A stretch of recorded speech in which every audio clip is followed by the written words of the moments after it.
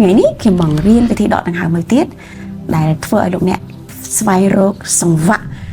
ដង្ហើមកាយនិងចិត្តរបស់ខ្លួនឯងឲ្យនៅផ្គុំជាមួយគ្នាបន្ថែមទៀតហ្នឹងគឺ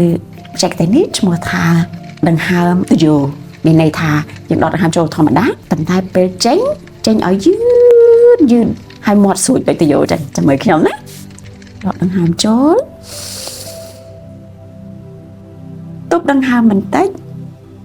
អាចរាប់ដល់4ហើយលោកអ្នកចេញមកវិញយឺតដូចខ្យល់តាមទយោចឹងលោកអ្នកគ្រាន់តែដាក់មាត់ទាំងពីររបស់លោកអ្នកជាប់គ្នា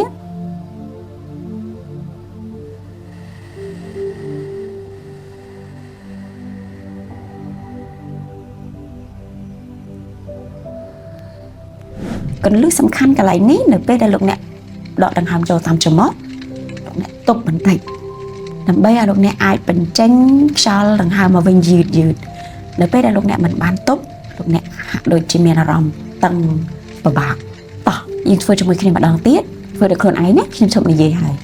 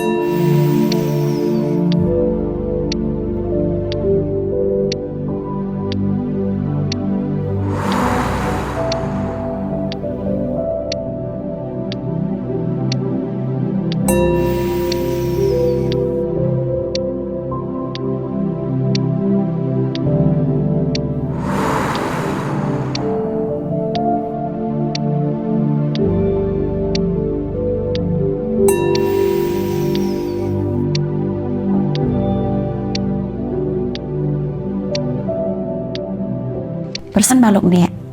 អនុវត្តញឹកញាប់មានទំនុកចិត្តហើយលោកអ្នកអាចចែករំលែកវីដេអូឬក៏ចែករំលែកចំណេះដឹងរបស់លោកអ្នកដែលបានរៀនជាមួយខ្ញុំបន្តឲ្យអ្នកដទៃសេចក្តីសុខសុខភាពជាការចែករំលែកអរគុណ